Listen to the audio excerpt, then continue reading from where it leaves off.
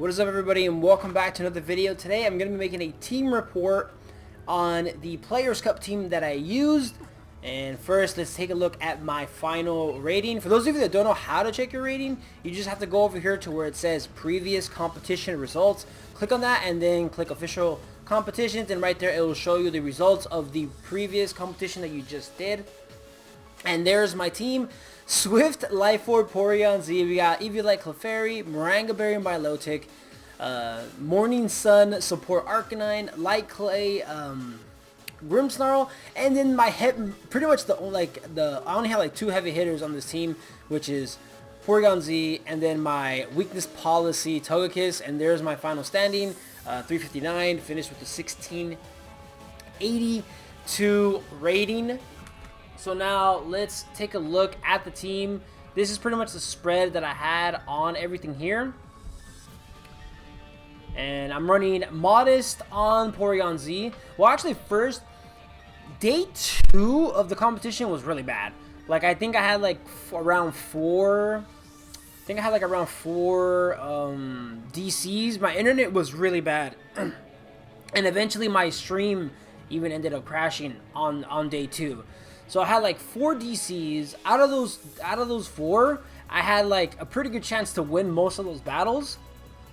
And then day 3, I ended up just going on a pretty good win streak, and I was able to climb back up and hit 1682 on my very last battle. I had to do all 45 of my battles just to hit a 1682 rating. But here is the spread of the team. We have a Modest, Lifeorb, Adaptability, Porygon Z. Now, Swift, I would not recommend it. I didn't use it that much. The reason why I wanted to try it out, because it does hit both of your opponent's Pokemon. You can never miss.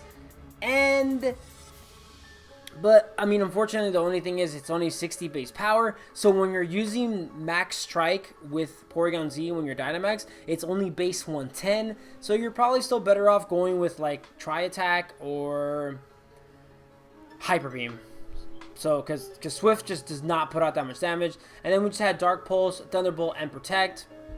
And then we have Clefairy pairing it up with Porygon Z with Follow Me, Helping Hand, Icy Wind, Protect, Eviolite. You can see the spread right there. I made this very physically bulky Clefairy.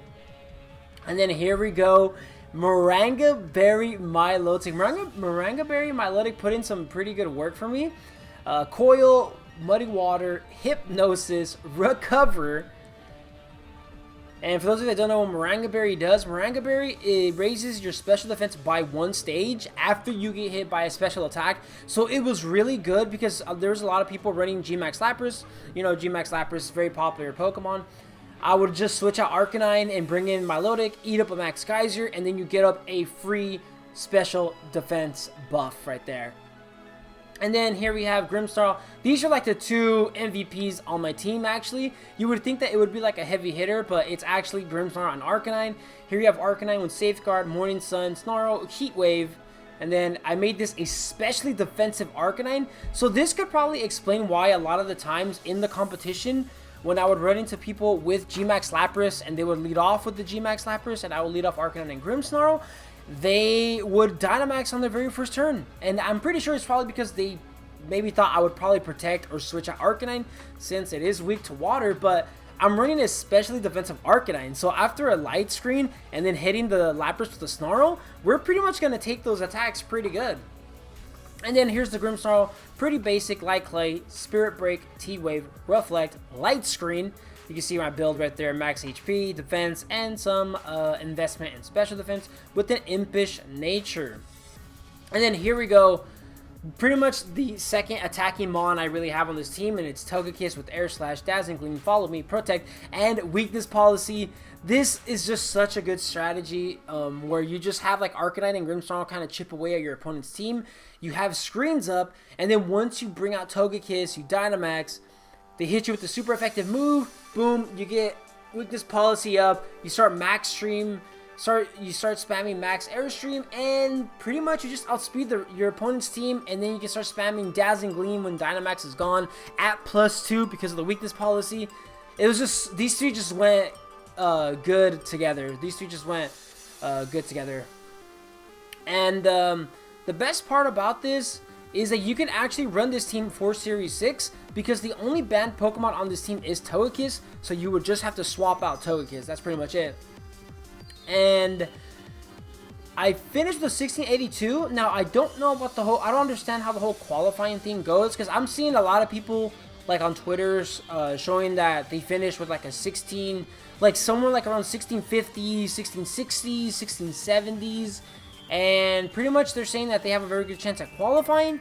But, so if that's true, then I would say that at finishing at a 1682, I would say that I probably am going to qualify. But I didn't register my trainer club thing to the Nintendo account or whatever you're supposed to do. I did that after the competition ended.